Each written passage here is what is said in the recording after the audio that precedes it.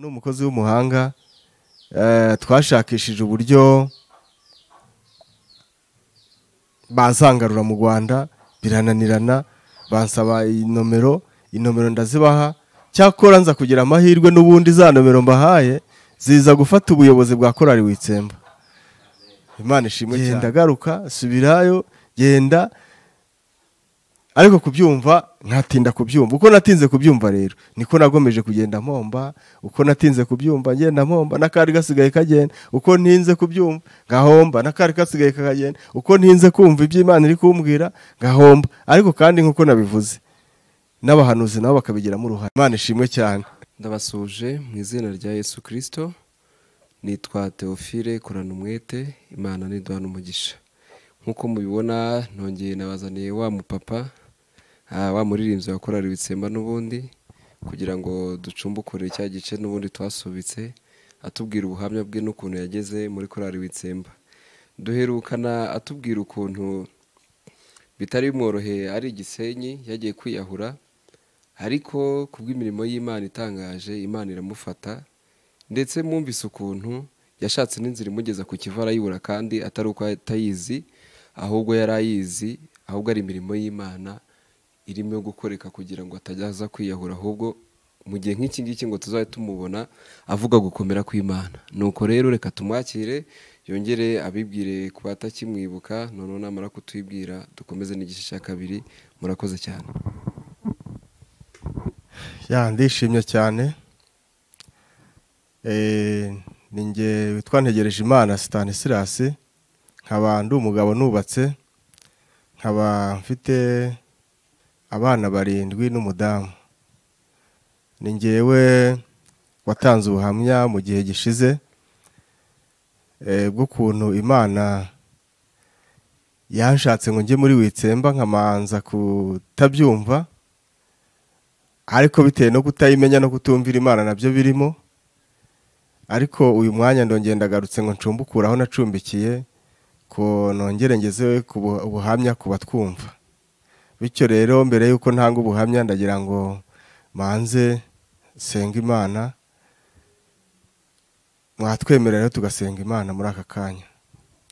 Uwiteka Mana yacu, Mana waremye ijuru n'isi, Mana utagira ikikunanira, Mana ishoboye byose, uyu mwanya mbonetse imbere yawe, ndakwinginze ngo aka kanya ko kuvuga ibyawe, ko kuvuga ibyo wakoze kuri nge, ndinginze ngo ubane nanjye muri uyu mwanya, kandi ungirire neza, kandi ugirire neza na bene data bari kutwumva.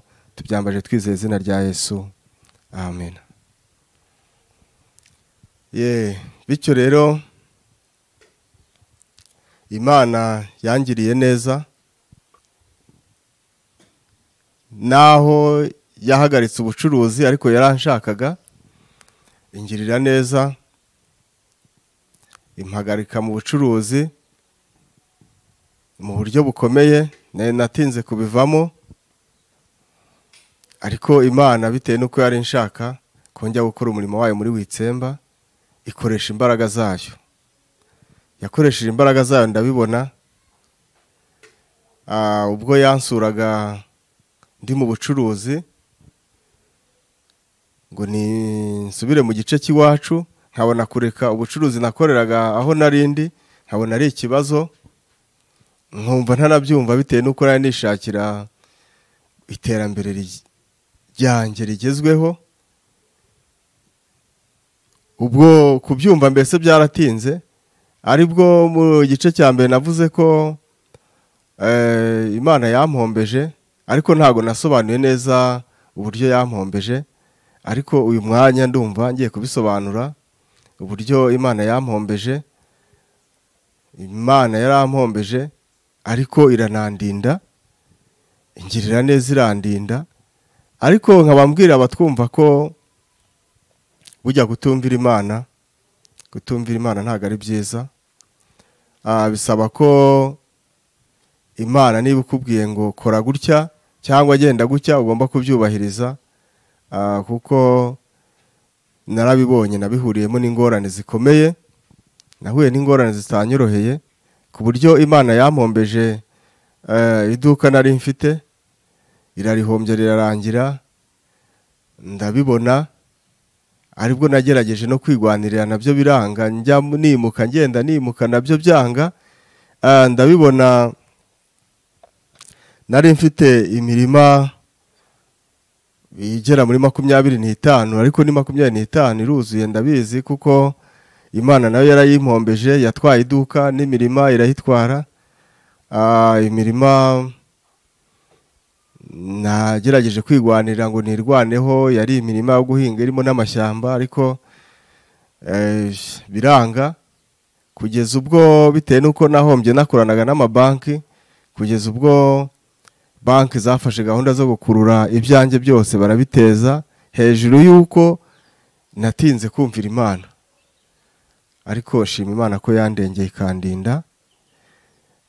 Naho hose nagiye gukorera, naho bikanga, aho nkoreye bikanga, aho nkoreye bikanga, ariko nirengagiza cyane icyo Imana yambwiye ko ishaka ko nsubira iwacu, ariko nge nkumva nabishaka, kuko mu icuruza ryanjye bitewe nuko nakoreraga mu bice by'icyaro, numvaga icyifuzo cyanjye ari cyo gukorera mu mujyi, nkibera mu mujyi, mbega ahantu hari ubuzima bwiza bworoshye. Nicyo cyifuzo nari mfite. Ubwo rero shima Imana cyane, nubwo yanteje icyo gihombo cyarambabaje, ariko shima Imana ko yandindiye mu icyo gihombo. Banki zaraje zirateza, nibaza uburyo ndi bubeho, birancanga, ariko Imana igira neza. Njya nibuka igihe kimwe bageze ku nzu nabagamo, nibwo Imana yansuye irambwira iti iyi nzu yo ubamo ntabwo ndemera ko bayitwara. Imana ingirira neza.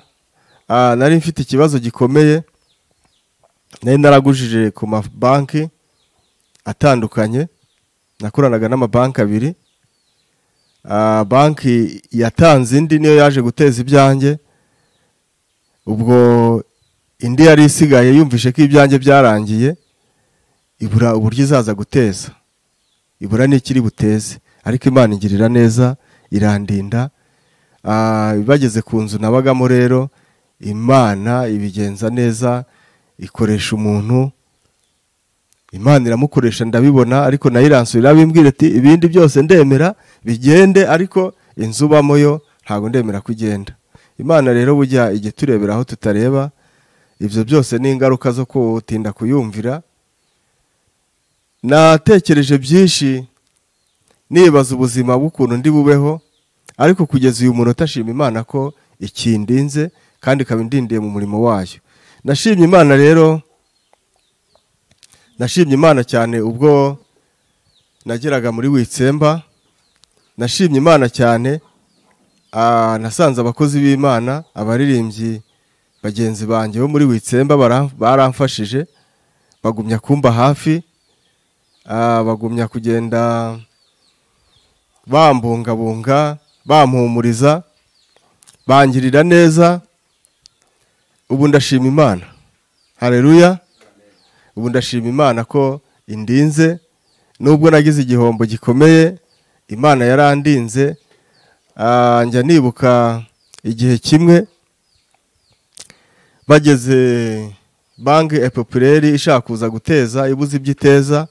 Nibuka igihe kimwe umuntu wari inshuti yanjye dukorana, yakundaga kujya kunyishingira kuri banki. Bigezeho rero babuze icyo bari buteze, bibayobeye nabo baramuhamagaye. Njya nibuka igihe kimwe aje kundeba, ariko bamubwira ati ngwino tugende kuri banki, amafaranga agariyo tuyabarishe nanjye nyishyure. Ibyo narabyibutse, numva ari igitangaza gikomeye. Numvishe ari igitangaza gikomeye, numva birandenze. Ariko nanone ikindi gitangaza Imana yakoze, kuba yaranyoherereje umuntu ariyo ibikoze ikamwohereza, ariko biturutse kuri korali Witsemba, kuko nayigezemo. Nubwo nayigezemo bigoranye, korali Witsemba nayigezemo bigoranye. Nabaye mu bice bitandukanye, ntemera kuza mu gice cy'iwacu. mba mu makorali atandukanye iyo nabaga ndi ntemera kuza mu gice cy'iwacu, ariko aho hose nabaye Imana ikansura ikambwira iti shaka ko ugenda ukajya iwanyu. Njya nibuka igihe kimwe ndi umucuruzi, aribyo navuze muri kiriya gice cya mbere. Njya nibuka igihe kimwe ndi umucuruzi, aribyo nagiye mbwira abantu nti abahanuzi b'iki gihe bagezweho. Cyakora ntabwo mvuga ko abahanuzi batariho, abahanuzi bariho. Njya nibuka igihe kimwe, haleluya, njya nibuka igihe kimwe, hari igihe nabonye ibibazo bindenze. Hari umukozi w'Imana umwe nasanze ari pasiteri, ndamusanga ndamubwira nti ibibazo ndi kubona bindenze, wamfasha iki ko numva wansengera. Ubwo uwo mukozi w'Imana naramusanze, arambwira ati rwose ndagusengera ndebe iki kibazo ufite nzakubwira. Umukozi w'Imana yaragiye aransengera rero, twongeye kubonana ndamubaza, yaranze kuza kumpa igisubizo. Mubajije arambwira ati rwose mugenzi wanjye, icyo Imana yambwiye nabonye ninkikubwira utaremera. Ninkurikije uko ubayeho tinabonye ninkubwira icyo Imana yambwiye utari bwemere. Ndamubwira nti rwose ihangane umbwire. Arambwira ati rwose nasenze Imana nanjye mbwira ko hano uri gukorera ugomba kuhava ugasubira iwanyu. Ubwo rero naramwumviye, ndamubwira nti rwose koko ntago ndi kubishyikira. Nti rwose icyo Imana yarambwiye ngo ni ugusubira iwanyu, ndebye ukuntu ubayeho hano n'ukuntu ubana n'abantu bo muri iki gice, mbona utari bwemere gusubira iwanyu. Kandi irambwira ngo nabonye ugiye gukorera ahandi, ntimbona uko wari ukubitekereza hano bitangiye gushaka kugenda nabi. Nabonye iyo wagiye byagiye neza, ni mu kanya gato mbona bigiye nabi gusumbya uko hano bimeze. Ubwo rero ndamwumvira, ndavuga nti ibyo Imana yakubwiye nibyo. Ariko njya ntekereza aho ngeze aho ngaho, njya ntekereza ko ahari hari icyo Imana yari ishaka kunyigisha kugira ngo nyimenye gukomera kwayo. Ntekereza ko ari icyo yari ishaka kubinyigishamo. Ubwo sinabyumva koko uko abimbwiye niko byagenze, ariko ndebye ndavuga ntese umuntu ubimbwiye ari umwe, mfite abahanuzi barenga 10 n'abandi bampanuriye ko nteye imbere, ko nkize, ko ngiye kugura imodoka. Oya, ntabwo ndi kubyumva neza. Ariko bene data, ndababwira ko kumvira Imana ari ibintu byiza. Burya y'Imana igusura ikakwibwirira ikintu nicyo ukwiye kumva gusumbya icyo abandi bantu bakubwira ngo nabahanuzi.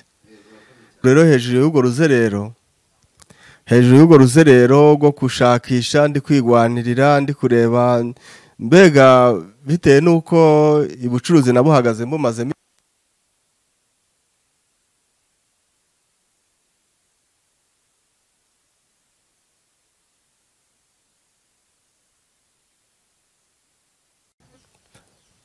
kujya hanze rero y'igihugu. Nani bwa buryo nari nkomeje bwo kwigwanirira, ngenda mvuga ngo ndi kwigwanirira, mbese ndebe uko byagenda. Igihe rero cyarageze, ibyo bice byose nabagamo mbivuyemo, aribwo nasobanuye mu buhamya bwa mbere, aribwo nasobanuye ko nagiye mu mujyi nkabamo. Nageze mu mujyi rero mbamo Imana imbujije kujya mu byo kwiyahura, ibimbujije. Ariko ibimbuza ari uko nayegeye n'ubundi nagiye gusenga. Nubwo ibyo byose byagomeje kumbaho, ariko ntago nigeze ntekereza ngo ngire undi mutima wo kutajya gusenga, kuko byanambaga ariko njya no gusenga. Ubwo rero mu uwo mujyi nari ndimo wa Gisenyi, nagomeje kubayo nsenga Imana, nibanira n'abanyamasengesho. Ibyo ngibyo byo kujya kwiyahura bivuyeho, ubwo nibwo iyo nacururizaga, bitewe nuko inzu nayo nayitaye n'ibintu birimo, kubw'imbaraga z'Imana nyine ishaka ko subira iwacu byaranze. Ubwo telefone nayo narayifunze mba mu mujyi, ntashaka ko hari umuntu telefone. ubwo aho mfunguriye telefoni rero nsanga hari umuntu umwe wari inshuti yanjye ushaka aho nakoreraga ambaza aho ndi bitewe nuko yari inshuti yanjye tubana cyane. Ubwo ndamubwira nti ndahangaha ariko ntawe nshaka kugira ibyo mvugana nawe, ahubwo shaka kuntu wegera aho nakoreraga mubwira ikintu ari bugurishe, genda ukigurishe uhita unshyira amafaranga kuri telefoni, ibindi turabivugana maze kuyabona. Dore ko mu uwo mujyi nari naragezemo nyine nk'uko Imana yabivuze ko nzagenda nta tike n'ubundi mbereye aho. Ayo mafaranga rero yaragiye arakigurisha, yagurishije ibintu bibiri bitandukanye ayanshyirira kuri telefoni. Ndaho ngaho kuko nahavuye nabi kubw'imbaraga z'Imana. Ubwo iwacu mu rugo iyo nabaga mu icyo gice cy'iwacu bohereje umuhungu wanjye, niwe wagiye kuramira ibyasigaye. Birumvikana yafatanyije n'uwo muntu baragurisha, banyoherereza amafaranga. Ubwo maze kuyabona rero aho niberaga mu mujyi wa Gisenyi ndavuga ni oke, n'igihugu cy'iwacu kirananiye, nubwo ngiye gushakira hanze, nta bindi, ntabwo ndongera kuba mu gice cy'iwacu. Ubwo niho nahise mpanga kwigira Kampala mvuye iwacu mu Rwanda. Ubwo rero mpita mbipanga neza ndabyuzuza, n'ayo mafaranga bamaze kuyanyoherereza kubwo kwanga ko baragumya kumpamagara kuri telefoni narongeye ndayifunga. Gutyo nibwo nasohotse njya mu gihugu cyo hanze. Njya nibuka ngeze ku mupaka w'Ubugande n'u Rwanda hariya za Cyanika. Njya nibuka ibitangaza Imana yahakoreye. Njya nibuka ninjiye mu modoka irangeza i Kampala, nibwo naje gutekereza,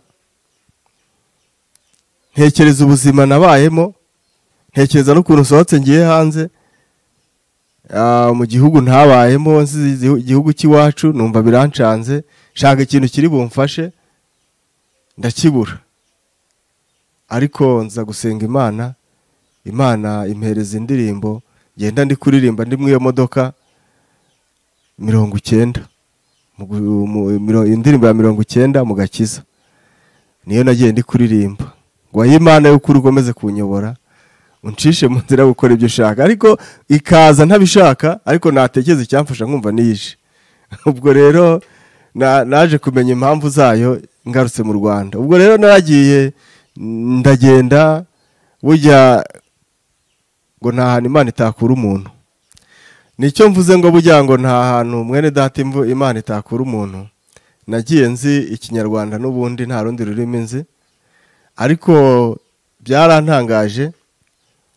Ubwo naragendaga mu iyo modoka twari twajyanyemo n'Abanyarwanda bazi Ikinyarwanda, bakivuga yenda nkabasha kuba ari bo mvugana nabo, ariko byageze ubwo abazi Ikinyarwanda bose bashira mu iyo modoka, sigaranamo n'abivugira Ikigande gusa. Ubwo rero nabonye ibitangaza by'Imana ndi mu Bugande. Ubwo nagendaga mu migi, aho ngeze nkasanga nakwifuza gusaba ubufasha, bagasanga nta rurimi, nkasanga nta rurimi nzi, abashaka kumfasha bakabura uburyo bamfasha tutari kumvikana ku rurimi. Ubwo rero nashimye Imana cyane. Ubwo nageze mu migi itandukanye, bakajya bamfata bakanjyana mu buyobozi bwaho, banjyana mu gipolisi, banjyana mu gisirikari, ariko nagerayo nkabona gukora ku Imana. Bakanjyanayo, abasirikari bakitegereza, bakambaza amakuru, bakambaza aho mva, ariko mu kirimi cyabo bikananira. Cyakora nshima Imana ndahantu hamwe Kampala, nibwo abapolisi bamfashe birananirana, kuko nagiye gusaba ubufasha ahantu ko bamfasha, yenda mbone naho najya mbona naho ndara, biranga. Ariko nabwo nitwaje ahantu numvaga wagira ngo bari gusenga, nubwo bavugaga mu rundi rurimi rwabo, ariko ngenda ngira ngo ni mu rusengero bari bumfashe, ko ngezeyo ururimi rwanjye runaniranwa n'urwabo. Banjyana rero mu gipolisi, igipolisi kinsunikira abasirikari. Igihe kigeze rero baza kwishakamo igisubizo, bashakamo umupolisi uzi Ikinyarwanda, akaba ariwe tuganira. Aho ngaho nahashimye Imana cyane. Umupolisi yaramfashije, nari maze iminsi ntacyo kurya mbona, ibintu byarabaye nabi. Umupolisi amanza kunyondora no kungirira neza, kugira ngo abone uko turi buganire. Ubwo rero twaje kuganira, njya nibuka shaka kunshakira ubufasha. Cyakora iburyo Imana ibireba biri mu mutima w'umuntu. Nibuka igihe kimwe umupolisi ambwira ngo reka nshakire ubufasha nzasubira iwacu mu Rwanda, bitewe nuko nta mutima nari mfite wo kugaruka mu Rwanda. Rero mpita ntekereza ngo yaba naringize amahirwe akampa ubwo bufasha, nkikomereza gahunda zanjye, nkaba nakomeza nkigira n'ahandi, kuko bambwiye ko bagiye kumpa amafaranga yangarura mu Rwanda. Ubwo rero barasinye impapuro, barasinya, bageze kuwanya umugomba kuyasinyaho, aranyitegereza amara umwanya ndeba. Uwo mupolisi nawe Imana imukoreramo, aravuga ati uyu muntu nta mafaranga njye ntaho ndayasinyaho, ntaho ndemera ko tuyamuha. Haleluya. Bitewe nuko rero nayo ninjiyeyo nasabye icyemezo ku mupaka, yarakirebye, haracyitegereza, asanga narasabye igihe kirekire cyo kuba muri icyo gihugu. Aravuga ati uyu muntu yasabye igihe kirekire cyo kuba muri iki gihugu, ntarakirangiza, ntabwo njye ndemera. Ariko bitewe nuko nari natekereje ko nanjye ntari butahe niba yampa, ubwo Imana yahise ibibona. Ubwo rero njyashima Imana kuko igihe cyarageze ndi muri icyo gihugu, mpinduka umuntu wihebye n'ubundi, nkatega imodoka nta mafaranga afite, bangeza mu mujyi runaka bakanta aho ngaho. Ariko shima Imana nageze mu mujyi umwe, njya mwibuka no mujyi witwa Masaka. Uwo mujyi niho Imana yakoreye ibitangaza, ntago ijambo nahavugiye nzagibagirwa. Haleluya. Ntago ndi bugibagirwe, iyo ndi naho iwacu mu Rwanda ndagyibuka ijambo nahavugiye, ndi mu modoka bari kunyishyuza ntacyo mfite cyo kwishyura. Nibwo nasenze Imana, nsenga Imana ndavuga nti Imana umfashije nkazabona nsubiye iwacu mu Rwanda, nticyo wazajya umbwira cyose najya ncyubahiriza. Bityo rero ntago byatinze iryo sengesho nashenze Imana yararyumvishije, kuko yari ishaka ko njya no muri korali Witsemba. Nahise mbibonera aho ngaho ndi muri icyo gihugu, aho Masaka. Abapolisi byahenze nimugoroba nyine ngiye gusaba ubufasha ahantu, banjyana mu gipolisi n'ubundi nk'uko bisanzwe babigenza iyo ngiyo. Iyo babonye ibintu bidasobanutse, mbese ubwo ni kuri njye sinzi, ariko yenda ni kuri njyewe, bahita bajyanira ko umuntu mu buyobozi. Nuko ubwo rero shima Imana cyane, iryo sengesho namaze kurisenga, ubwo abapolisi baho ngaho bamfashe nimugoroba, ubwo nibo bahise batanga ubufasha, bambaza aderesi z'iyo mva. Shima Imana cyane, Imana ni umukozi w'umuhanga. Twashakishije uburyo bazangarura mu Rwanda, birananirana, bansaba inomero ndazibaha. Cyakora nza kugira amahirwe n'ubundi za nomero mbahaye ziza gufata ubuyobozi bwa korali Witsemba. Imana ishimwe cyane. Imana ni umukozi w'umuhanga. Rero inomero zafashe umuyobozi wa korali Dirija, abari we izo nomero zigeraho.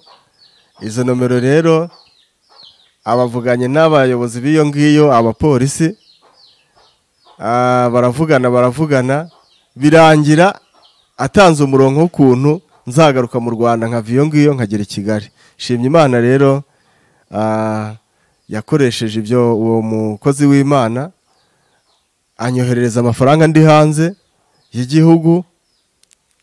Amafaranga agaraza, yanyishyurira imodoka, banshakira imodoka iraza, mbona ingejeje i Kigali. Nubwo nahageze bigoranye, ariko narahageze, mbona ngeze i Kigali. Urugendo rwanjye rero rwo kuva mu Rwanda nuko rwagenze.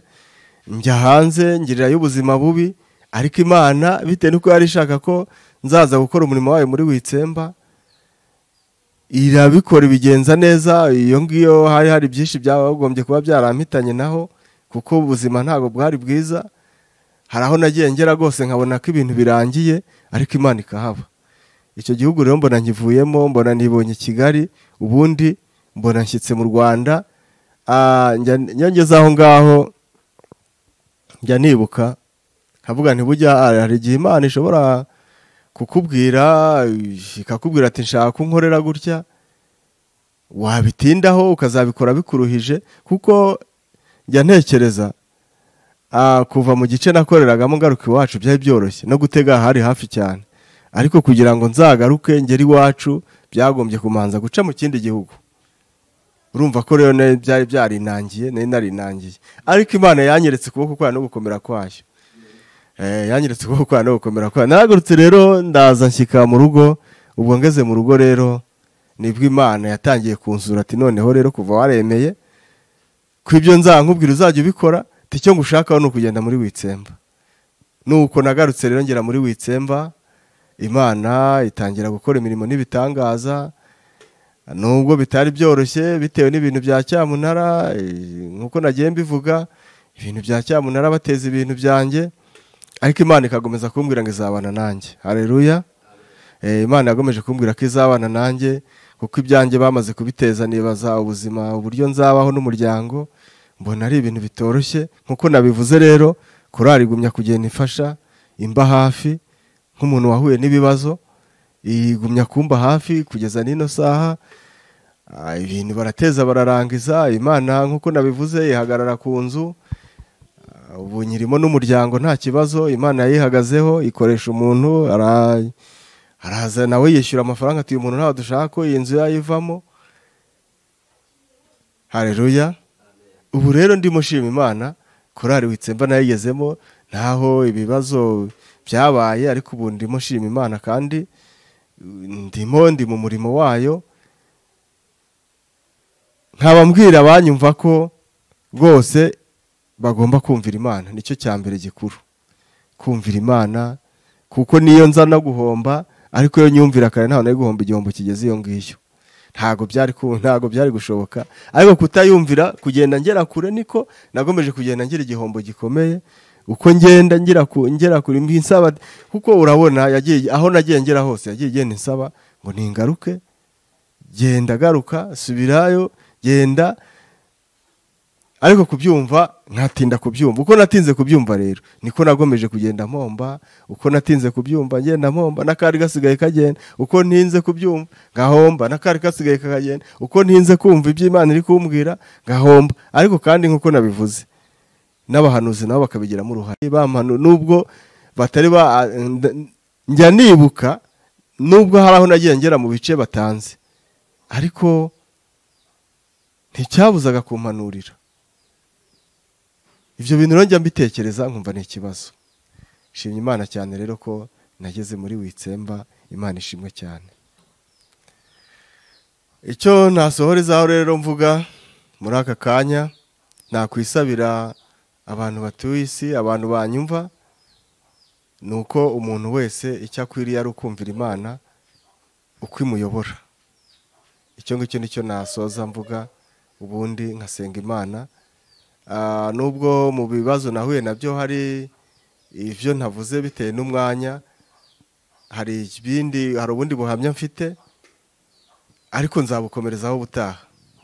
Reka rero dusenge Imana, ibindi naho ubutaha.